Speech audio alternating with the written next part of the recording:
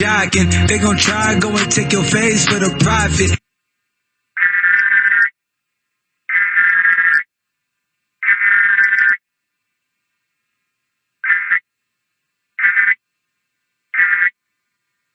I've been in that mode that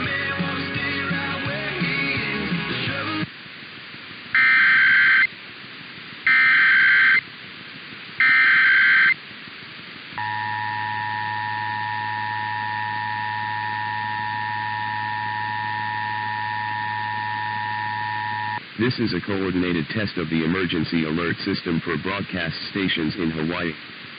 The regular monthly test of the live audio broadcast segment and all-hazard outdoor warning siren system for public safety will be conducted today at 11:45 a.m. from emergency management authorities.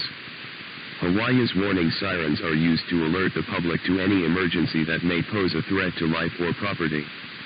The sound of the sirens is to alert residents to turn on a radio or television for information and instruction for an impending emergency. Instruction may also be provided by a cellular wireless emergency alert.